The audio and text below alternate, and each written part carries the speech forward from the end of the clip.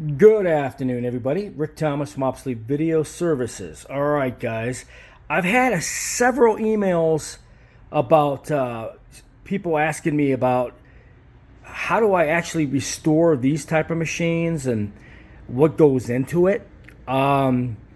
Basically, all right, here's the machine I've been working with, guys. It's a Sony CV2100 skip field. I basically rebuilt this machine, and you can't just find these on eBay and think they're going to produce good quality, because they will not. Absolutely will not. These machines are very old, pre-EIAJ, and pretty much primitive stuff, resistors and everything else. It's a very primitive machine prior to EIAJ, and they suffer from serious electronic issues and bad design. So I'm going to do a video to hopefully answer the questions to the people out there curious about this machine. This is a CV2100 skip field. It's made by Sony. It's before EIAJ came around. It's a very unusual machine. Not very good quality on the machines that you would find as is. But I basically rebuilt my machine to improve the quality of the image and improve a lot of the problems that these machines have, especially the skip field. So let me walk you through the repairs and redesign of this machine that I did, basically. So when you're playing a skip field tape, these machines did not have control tracking. There was no tracking on these whatsoever. You would constantly get what's called a tracking-like type of scan that would hover in the middle of the video. Very, very annoying, and it's just, you can't get rid of it.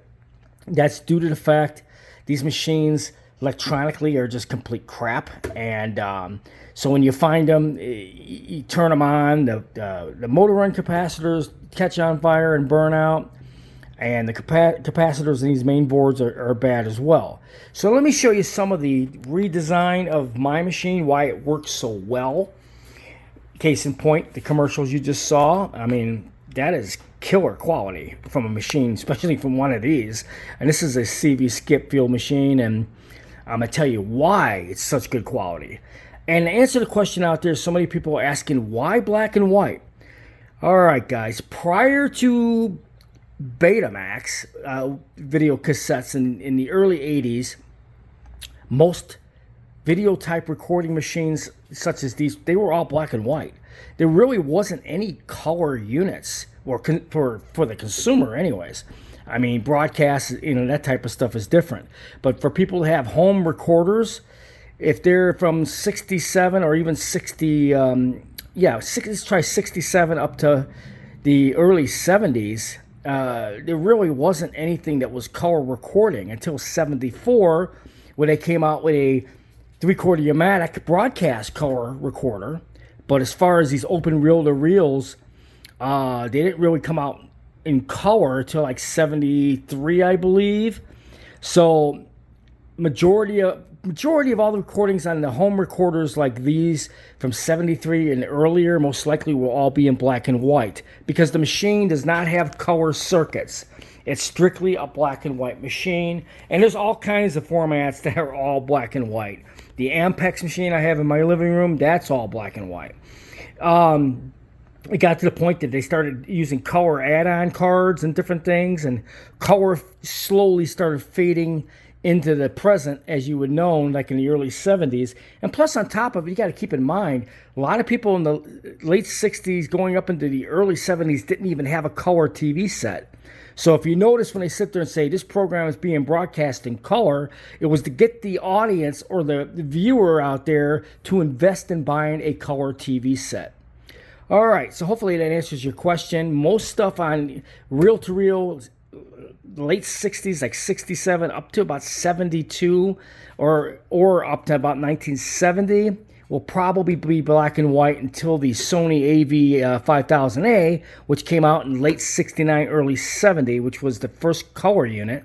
So you're going to have a lot of programs that were in black and white. That's the reason, because a majority of these early machines were not in color. Case in point, the CV2100, made in 1967, first black and white skip field format, pre-EIAJ, all right? So why does my stuff look so good? It's because, like I said, guys, Obsolete Video Services doesn't half-ass anything. I rebuild all my personal equipment to my liking so I can get the best quality out of the recordings. Case in point, let me show you some of the things I've done to this unit. Now, Sony was notorious for bad.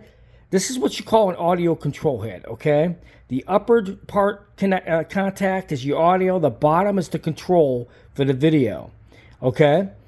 These are crap. They're the first design that they came out with. It's a little brass head with these little like resistors that wrap around to make contact to produce a signal. Well, the front of the head would wear out, and the part of the metal contact would start touching the brass part of it, and they would start grounding out. These are real crappy audio control heads. And that was a big problem with these machines. And don't forget, it was 1967, so technology was very limited. So I have a lot of the higher end audio control heads, and I switch them out on a lot of my own machines because they work better. And as you can tell by looking at that one, as you can see, that's one of the newer versions, okay? And it's got black, it's got like a black protector around the contacts, so the videotape won't wear it out, or the head itself will start grounding out like these brass ones. It's just an incredibly better design, and they work fantastic. Now, I replaced those on my machines, especially my rare reel-to-reel such as this. But in the case of this unit, I had to replace the audio control head with a high-end one because these are just junk. All right, now on the skip field machines, they completely have to be rebuilt, meaning they got to be recapped.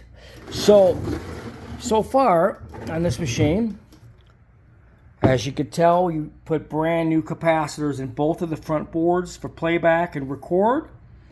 Okay, I'm gonna do the audio and the power supply sometime next week, but so far I got to the two front boards for video playback and demodulation record area, these two particular boards here, which produces your video signal. And then you got your control head that connects to the demodulation record board over here. So it makes sense to redo both these boards at the same time with brand new electrolytic capacitors and a brand new belt.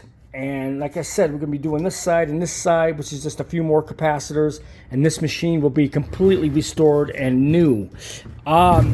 Makes a big difference, guys. When you got new capacitors, the signal is much nicer, it's tighter, less noise, and you're able to set the trimmers. Again, guys, you got to be an electronic technician with a service manual knowing how to set trimmers on these things. You got to reset all the trimmers. And of course, once you're done, as you can see in my video of commercials, you get high quality skip field playback. We don't do anything half-ass here, guys. We try to have the best equipment on hand, the best restored equipment on hand at all times, especially when people bring me some very rare collections of videos such as the 1967 stuff. So again, guys, black and white video machines were pretty prevalent until the early 1970s. And so that's why most of the stuff found, if it's rare programming, will be done on a machine like this or other machines like an Ampex, which are black and white only. So I hope you enjoyed this video.